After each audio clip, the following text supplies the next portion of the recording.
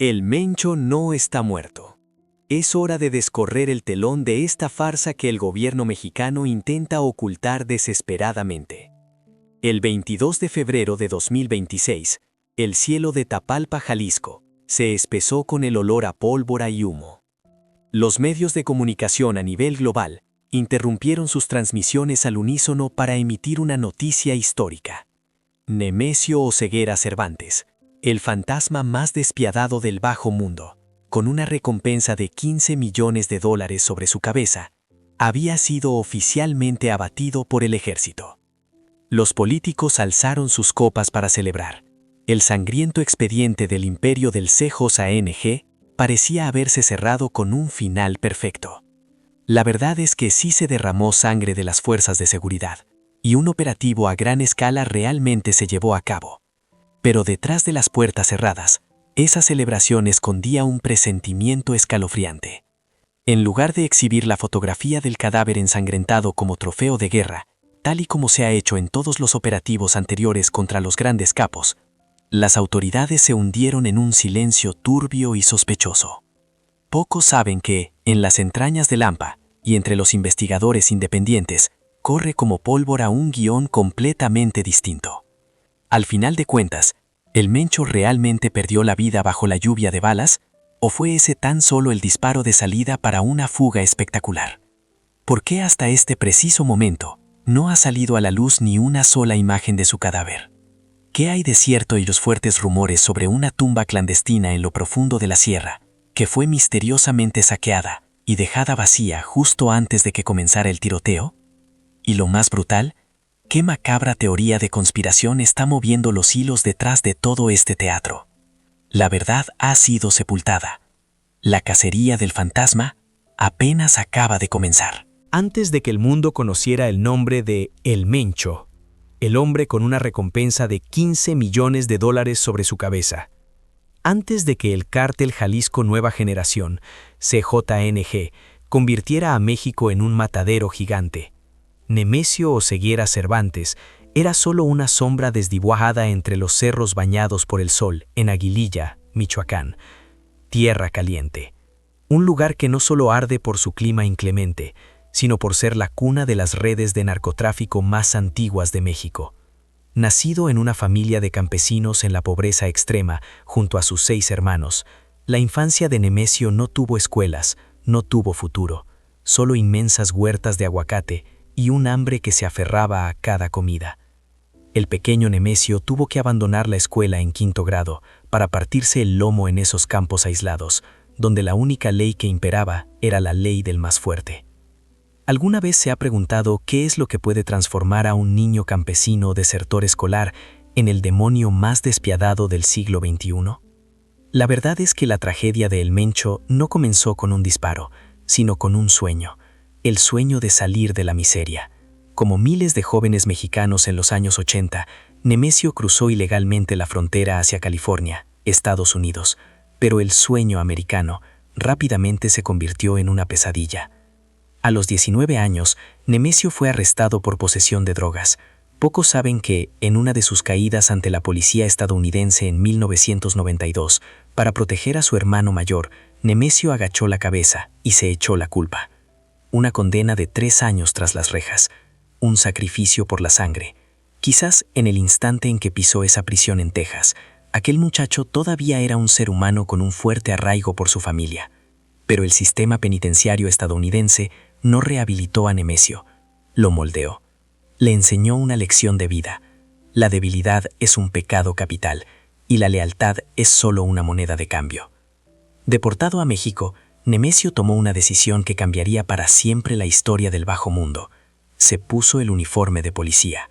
Al convertirse en oficial en Cabo Corrientes y Tomatlán, Jalisco, Nemesio entró oficialmente al sistema de justicia. Y fue precisamente ahí, detrás de una placa policial, donde vio de cerca la podredumbre del gobierno. Descubrió una verdad cruda y despiadada. Los hombres de traje en la capital y los criminales armados en la sierra no son tan distintos.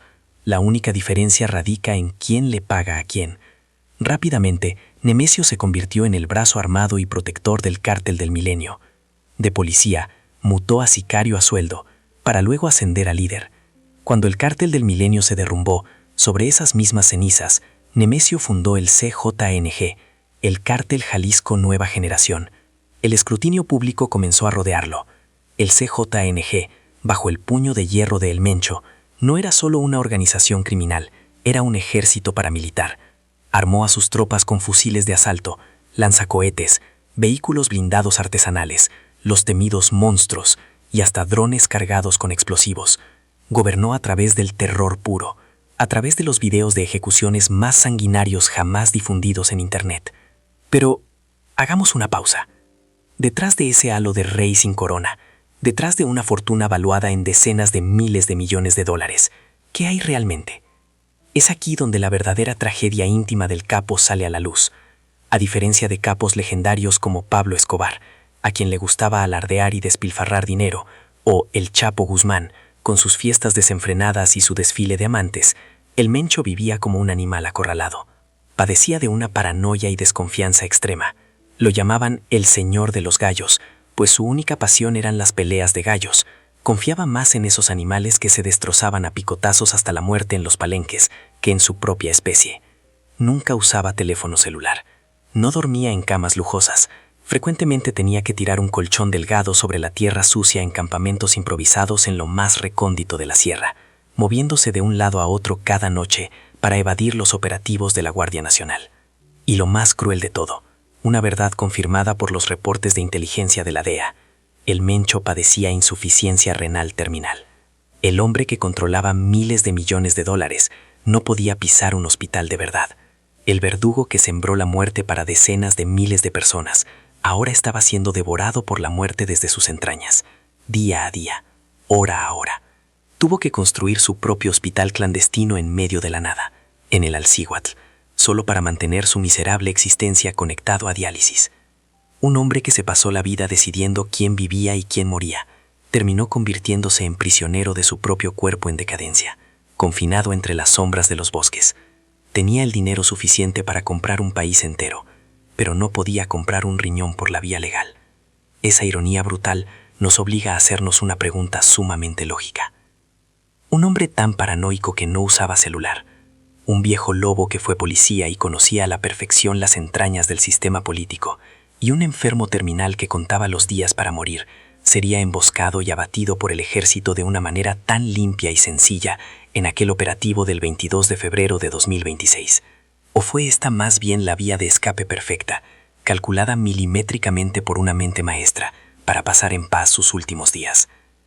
El diablo no nace de la nada, y el diablo tampoco muere tan fácilmente como nos quiere vender un noticiero de 2 minutos. Volvamos a la fatídica tarde del 22 de febrero de 2026. Una tarde que debió haber transcurrido en la habitual tranquilidad de Tapalpa, un pueblo mágico enclavado en la sierra, envuelto en neblina y viejos bosques de pino en el estado de Jalisco. Pero esa quietud fue desgarrada, no por una tormenta, sino por el rugido ensordecedor de las hélices de los helicópteros Black Hawk. Desde las alturas, las fuerzas especiales del ejército mexicano descendieron como fantasmas. Las bengalas rasgaron el cielo plomizo. El humo negro comenzó a alzarse desde una casa de seguridad escondida en lo profundo del valle. El tableteo de los rifles de asalto resonó, haciendo pedazos el espejismo de paz del pueblo. Apenas unas horas después del feroz operativo, desde la Ciudad de México, el gobierno anunció con orgullo ante el mundo entero una noticia histórica. La operación Arrancar de Raíz había sido un éxito. Nemesio Oseguera Cervantes, el monstruo invisible del bajo mundo, el sembrador de terror del CJNG, había sido acorralado. Fue herido, capturado en estado crítico y finalmente falleció durante su traslado al hospital. La versión oficial filtrada por la Secretaría de la Defensa a la prensa sonaba tan perfecta que parecía un guión escrito al vapor para una película de acción de Hollywood de serie B. Según esta versión, las fuerzas de inteligencia afirmaban haber dado con las coordenadas secretas del diablo gracias al pitazo de una amante, la clásica traición por dinero o por despecho, un final que parecía poético, una justicia kármica para quien había derramado tanta sangre y lágrimas con sus propias manos. Pero hagamos una pausa. Arranquemos ese deslumbrante telón de propaganda, pasemos por alto los aplausos de los políticos y miremos de frente las crudas verdades que están intentando sepultar. ¿Alguna vez se ha preguntado cómo es que un capo que se mantuvo invisible por más de una década fue atrapado de una manera tan fácil y forzada? Estamos hablando de El Mencho. No es un pandillero de poca monta sediento de fama.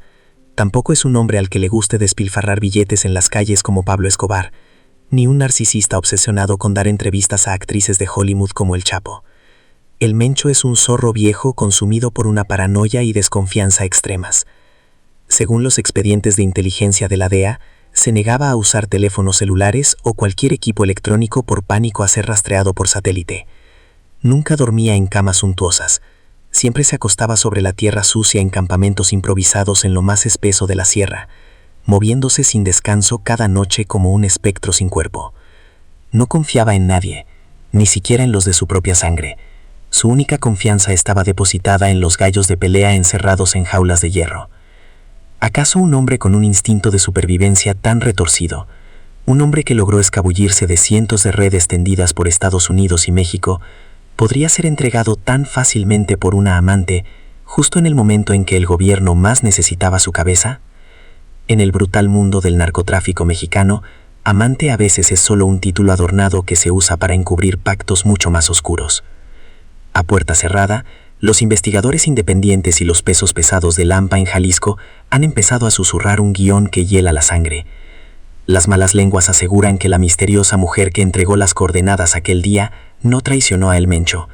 No era una amante deslumbrada por la recompensa de $15 millones. Se sospecha que en realidad era una mensajera, un peón enviado desde la capital, portando un ultimátum de las altas esferas del sistema político. Los informes médicos confidenciales filtrados desde hace años confirmaban una realidad trágica. El Mencho se estaba consumiendo por una insuficiencia renal terminal. Ya no era un guerrero corpulento, era un anciano de 59 años, con el cuerpo hinchado por la retención de líquidos, venas marchitas y una piel grisácea. Ese hombre que controlaba decenas de miles de millones de dólares tenía que atar su vida a una máquina de diálisis cada pocos días, dentro de un hospital clandestino levantado en lo profundo de la sierra de El Alcihuat. Usemos la lógica.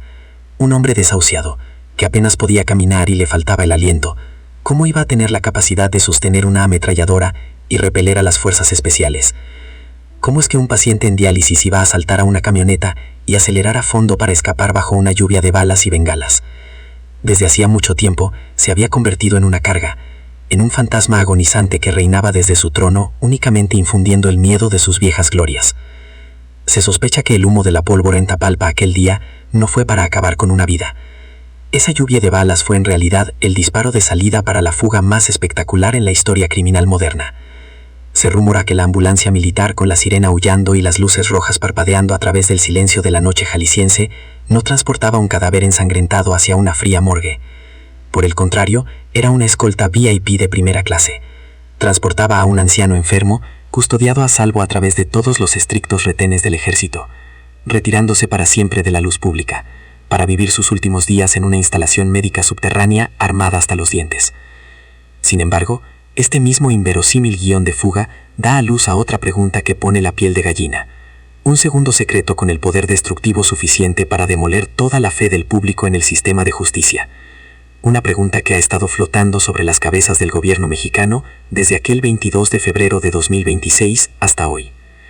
Si Nemesio Oseguera Cervantes se marchó pacíficamente en esa ambulancia VIP, entonces, ¿de quién es el cadáver ensangrentado que el ejército afirma tener guardado en la morgue? ¿Por qué hasta este preciso momento el mundo no ha podido ver ni un solo ángulo del rostro del enemigo público número 1? Si usted repasa la historia ensangrentada del bajo mundo, se dará cuenta de que existe una regla no escrita, un ritual despiadado del poder. Cuando cae un monstruo, el gobierno siempre tiene que exhibir el cadáver. Esa es la única forma de quebrar la fe de quienes lo idolatran. En 1993, cuando Pablo Escobar fue abatido, la fotografía del capo tirado en un tejado de Medellín, rodeado por decenas de policías sonrientes, le dio la vuelta al mundo. En 2009, cuando el narcotraficante Arturo Beltrán Leiva fue acribillado, Los marinos mexicanos incluso cubrieron su cuerpo destrozado con billetes de dólares como una demostración de poder. El cadáver, en la guerra contra el narco, no es solo una prueba legal. Es el trofeo máximo. Es la declaración más contundente del Estado. Nosotros somos los que mandamos. Sin embargo, el 22 de febrero de 2026, con el trofeo más grande de la historia moderna, llamado Nemesio Oseguera Cervantes, lo único que el mundo recibió fue un silencio aterrador.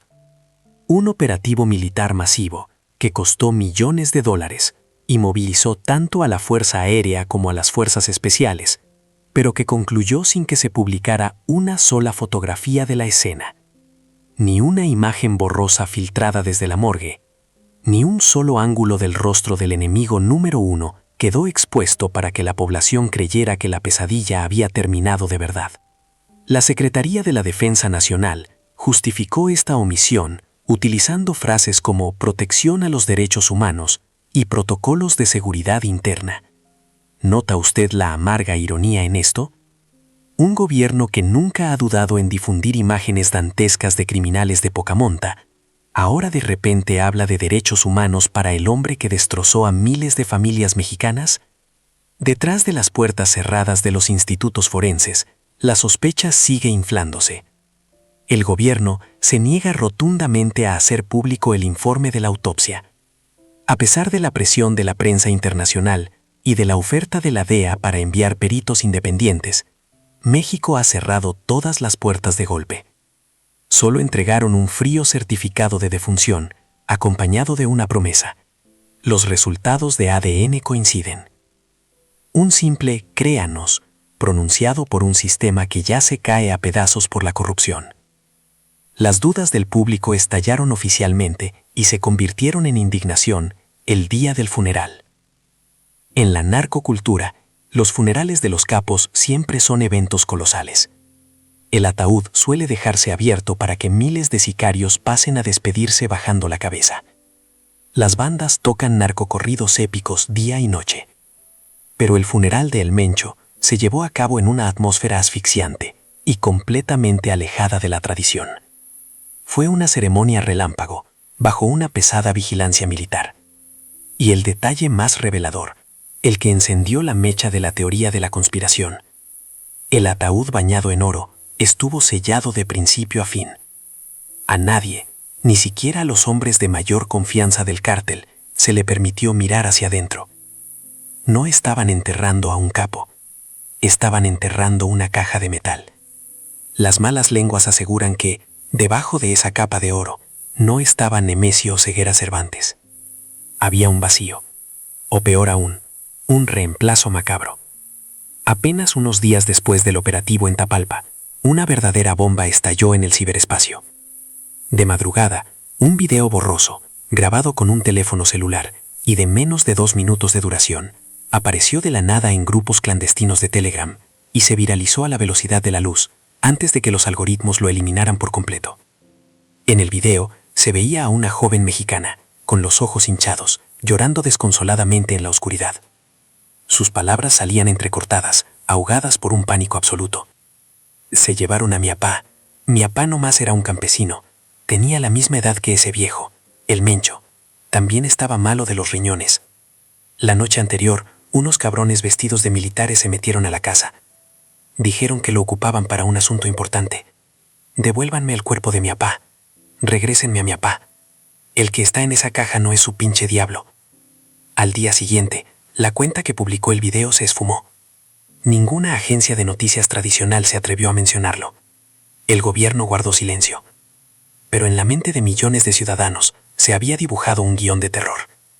Si el Mencho realmente escapó en esa ambulancia VIP aquel día a cambio de un pacto de paz, el gobierno de todas formas necesitaba un cadáver para callar a la opinión pública.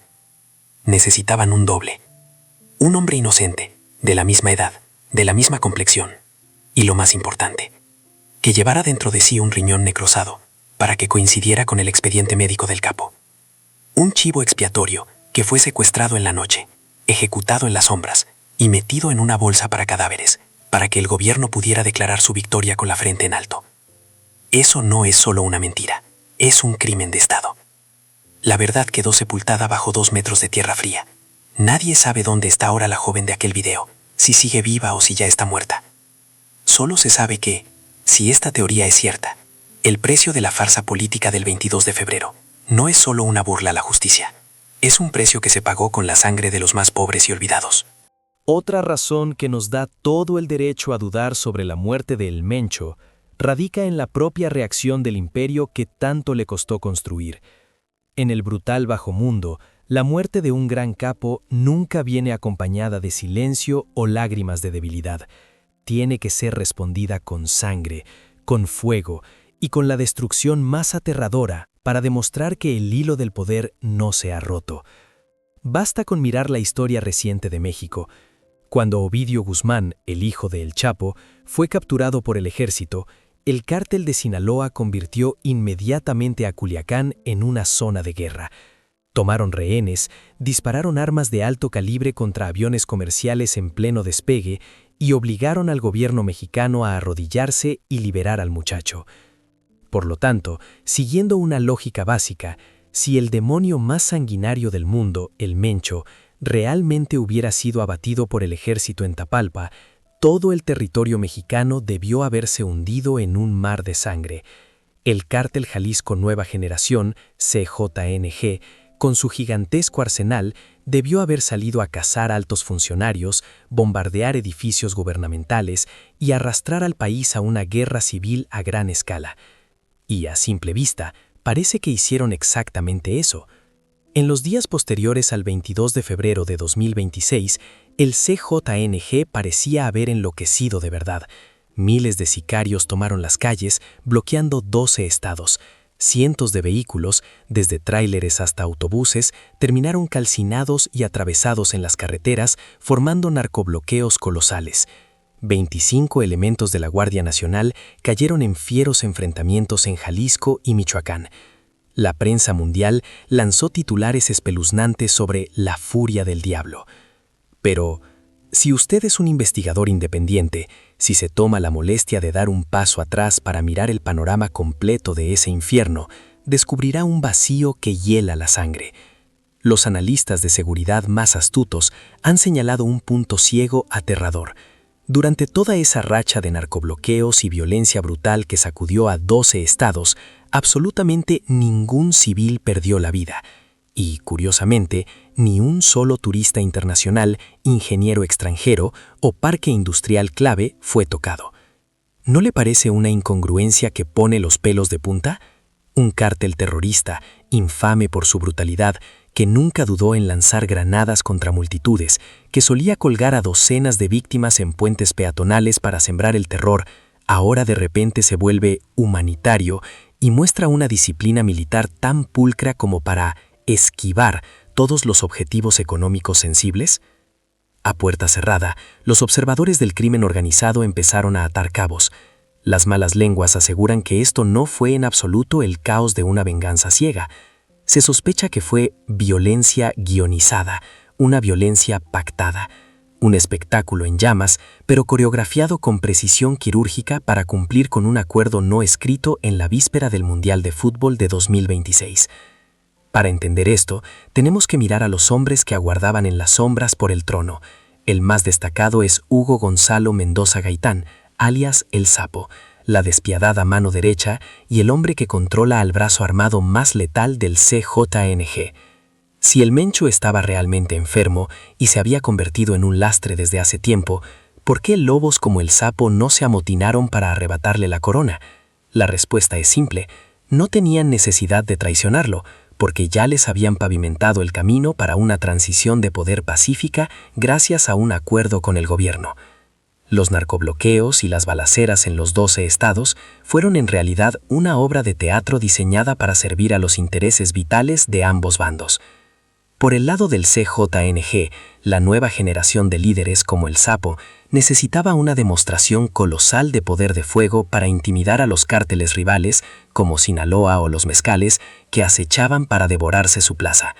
Tenían que dejar claro que, aunque el Mencho ya no estuviera o se hubiera retirado a las sombras para tratarse su enfermedad, el CJNG seguía mandando.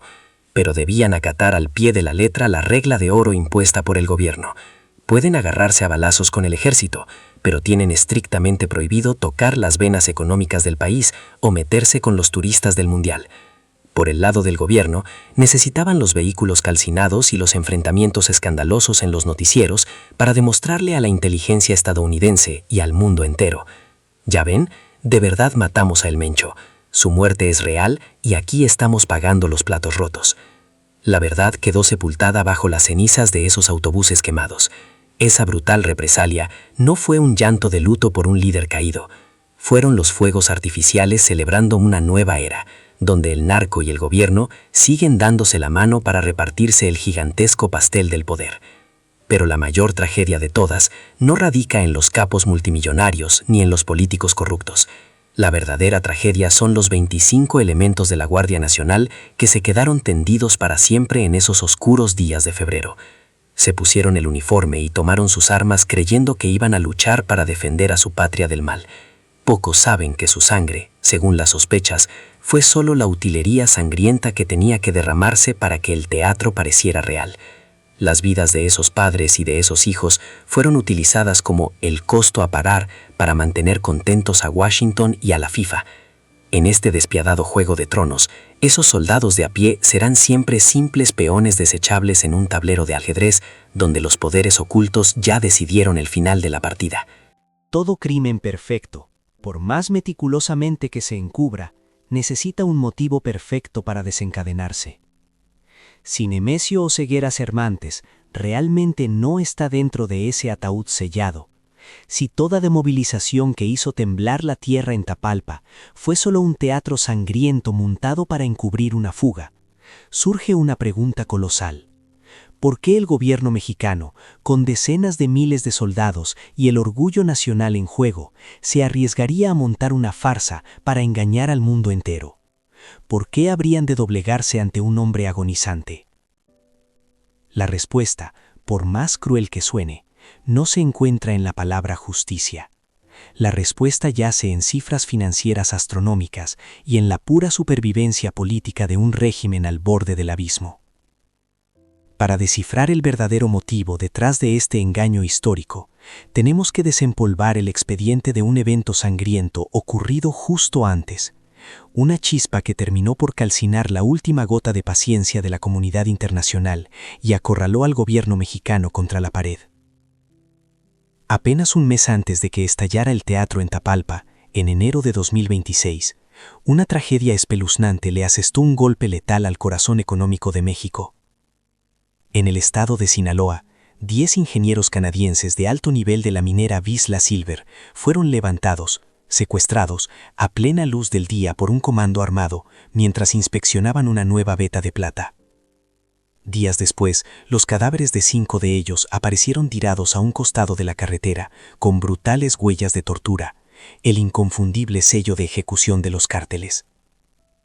Los otros 5 desaparecieron sin dejar rastro. Este evento no fue un simple homicidio que conmocionó al país. A los ojos de la élite financiera global, fue un auténtico terremoto económico. De inmediato, la inversión extranjera directa, IED, comenzó a huir en estampida de México, como pájaros espantados por la tormenta. Las acciones del sector minero, considerado la columna vertebral de la economía de exportación mexicana, se desplomaron en caída libre en los mercados internacionales. Las corporaciones multinacionales congelaron todos sus proyectos de expansión y, presas del pánico, repatriaron a sus mejores especialistas.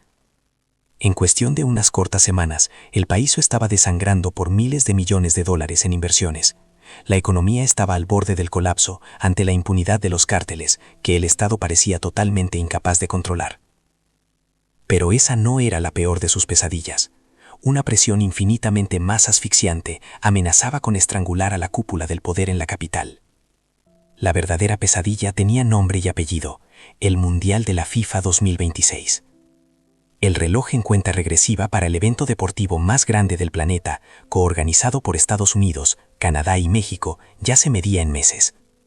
Millones de turistas internacionales preparaban sus maletas para inundar el Estadio Azteca en la Ciudad de México, el Estadio Akron en Guadalajara y otros colosos deportivos. Con ellos llegarían decenas de miles de millones de dólares en ingresos por derechos de transmisión, hotelería, turismo y consumo. Se proyectaba como el salvavidas económico más grande de México en la década. Pero la masacre de los mineros de Vizsla Silver hizo volar por los aires toda esa deslumbrante preparación. La prensa occidental estalló en condenas, tachando a México de ser un estado fallido, gobernado por el narco. Desde Washington, las autoridades estadounidenses ardían en cólera. La inteligencia estadounidense y el Departamento de Estado amenazaron públicamente con emitir la alerta de viaje más severa, nivel 4, no viajar, para todos los estados de México si no cesaba la violencia. En Zúrich, la FIFA convocó reuniones de emergencia.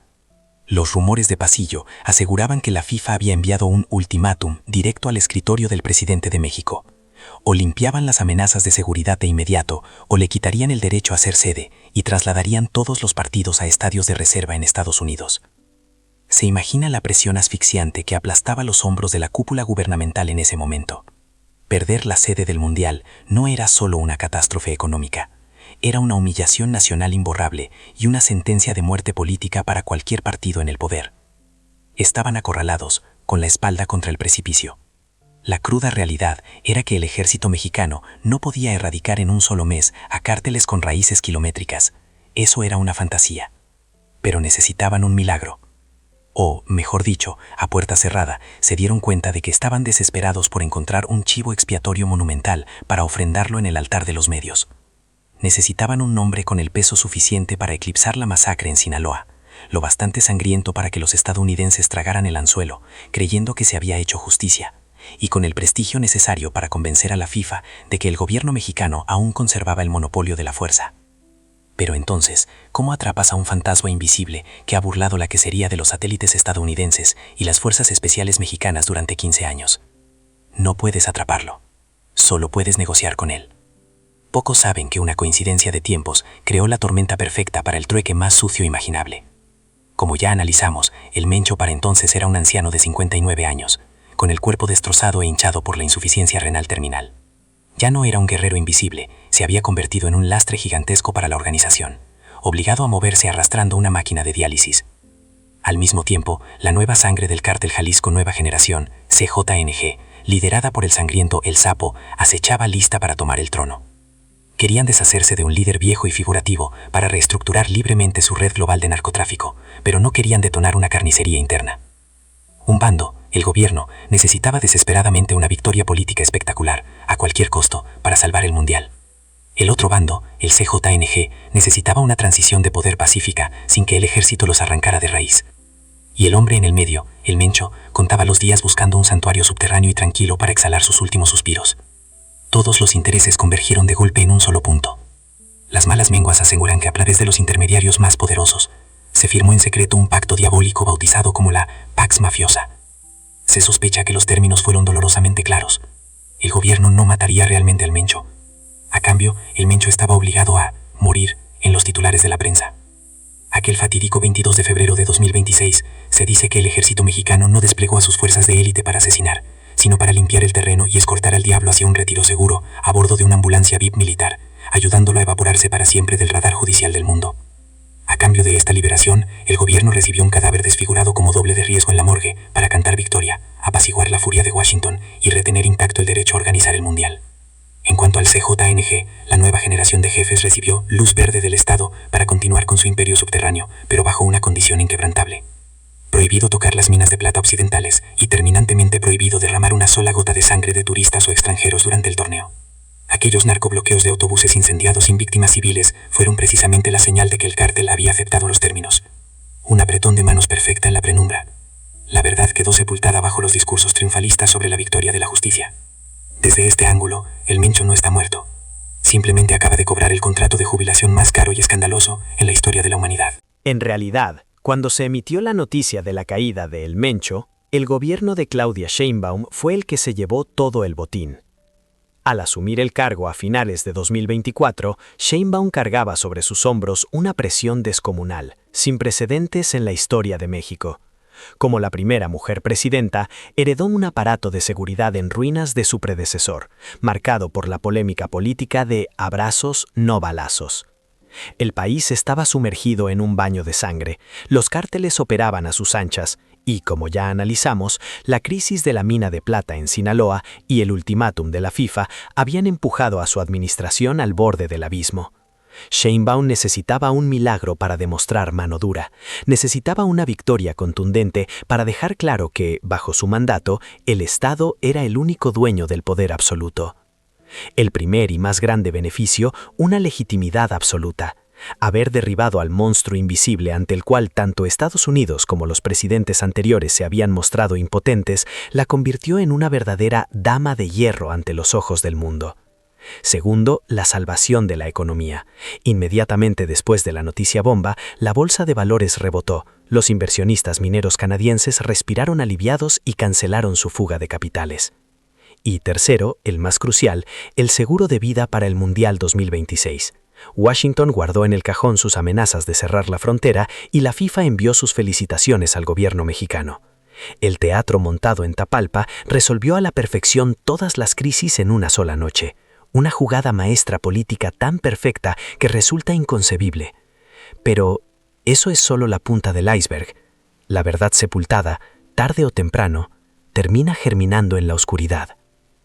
Una mentira, por más que esté bañada en oro y sangre, siempre tiene grietas fatales.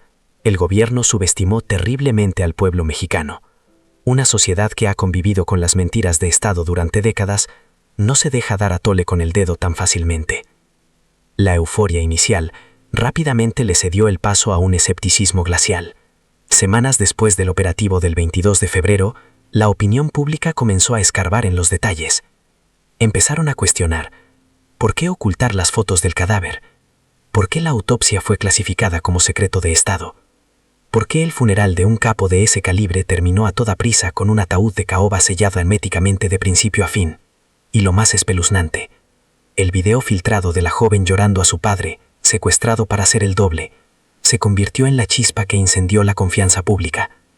En las redes sociales, los hashtags ¿Dónde está el Mencho? Y el cadáver falso escalaron a las principales tendencias, transformándose en un movimiento que desafiaba de frente la legitimidad del gobierno.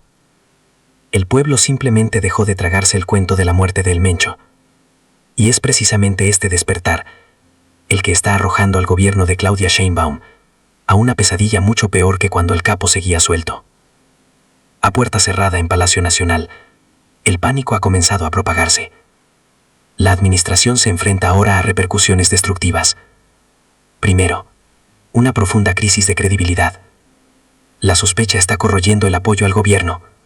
La tropa, los soldados de a pie, empiezan a cuestionarse la muerte de sus 25 compañeros de la Guardia Nacional en Jalisco.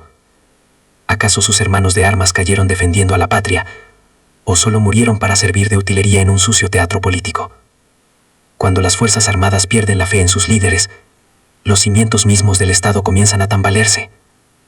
Segundo, investigaciones independientes fuera de control.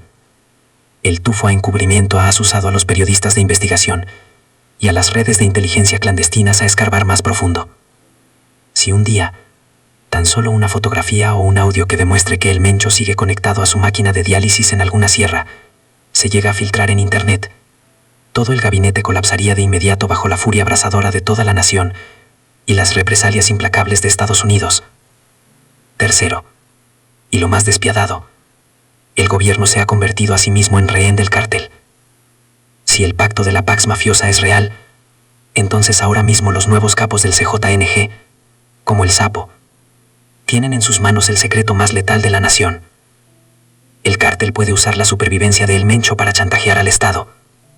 El gobierno tiene las manos atadas y no puede erradicar por completo al CJNG, porque si los acorralan, ellos sacarán a la luz pública todo el guión de esta fuga espectacular. En la Ciudad de México pensaron que habían engañado al diablo, pero hay fuertes sospechas de que es el diablo quien los trae agarrados por el cuello. Una partida de póker política que parecía haberse ganado por goleada se ha convertido ahora en una bomba de tiempo a punto de estallar. El Mencho no está muerto, o bien su muerte fue convertida en una despiadada moneda de cambio. Carreras, reputaciones, la economía entera, todo se puso sobre la balanza. Pero el precio final se terminó pagando con la máxima traición a millones de ciudadanos y con la sangre de aquellos soldados que cayeron en un teatro de violencia prefabricada. En este juego de tronos del narco, No hay verdaderos ganadores. Es solo la transferencia del poder de una sombra a otra, infinitamente más profunda y aterradora. El humo de la pólvora en Tapalpa se ha disipado ya en el valle envuelto en neblina. Los autobuses calcinados en las carreteras de Jalisco han sido removidos sin dejar un solo rastro. La prensa mundial ha dejado de lanzar titulares sobre los cárteles, cediendo el espacio a las luces deslumbrantes y a los espectaculares de miles de millones de dólares del Mundial 2026, que ya está a la vuelta de la esquina. En la superficie, México se ha puesto una máscara de paz, una victoria épica de la luz sobre la oscuridad. Pero, a puerta cerrada, la verdad ha sido sepultada bajo 2 metros de tierra fría, ahogada por pactos despiadados. Al mirar atrás en todo este escalofriante recorrido, nos damos cuenta de una cosa: no existe ningún héroe real, solo un laberinto de montajes. Desde un anciano con insuficiencia renal que, según las malas lenguas, escapó pacíficamente a bordo de una ambulancia VIP, hasta un ataúd de caoba sellado a cal y canto para ocultar la identidad de un chivo expiatorio inocente. Desde los 25 elementos de la Guardia Nacional que cayeron en un charco de sangre solo para servir de utilería en un teatro de violencia prefabricada, hasta un pacto demoníaco llamado Pax Mafiosa, firmado para salvar el honor de todo un régimen. En este sangriento juego de tronos, no estamos aquí para dictar una sentencia final. No hay lugar para juicios morales, ni tampoco absolución para nadie. En este bajo mundo solo existe el poder absoluto, el terror extremo y un silencio sepulcral que lo envuelve todo. El silencio de actas de defunción que jamás serán auditadas. El silencio de jóvenes que lloran la pérdida de sus padres secuestrados en la oscuridad de la noche. Y el silencio de un sistema de justicia dispuesto a darle la mano al diablo con tal de no perder su silla en el poder. La tragedia de Nemesio Oseguera Cervantes, un hombre que se levantó de las huertas de aguacate en la miseria para convertirse en el terror de la humanidad y que al final de sus días presuntamente fue reducido a una simple moneda de cambio por el gobierno, ha desnudado una regla que hiela la sangre. Cuando un Estado es acorralado contra la pared, no destruye al mal, negocia con él. Tal vez la verdad completa nunca fue lo más importante para quienes mueven los hilos del juego. La falsa tranquilidad de las masas es lo que realmente anhelan proteger. Ha llegado el momento de cerrar este expediente, pero no con un punto final. Porque cuando suene el silbatazo inicial del Mundial, cuando millones de personas alrededor del planeta levanten sus copas para celebrar una paz comprada con mentiras, ¿acaso sentirá un escalofrío al preguntarse: si ese monstruo realmente no está pudriéndose bajo la tierra fría en Jalisco, entonces, justo en este instante, ¿en qué rincón oscuro de la tribuna VIP de nuestro mundo está sentado ese fantasma, sonriendo?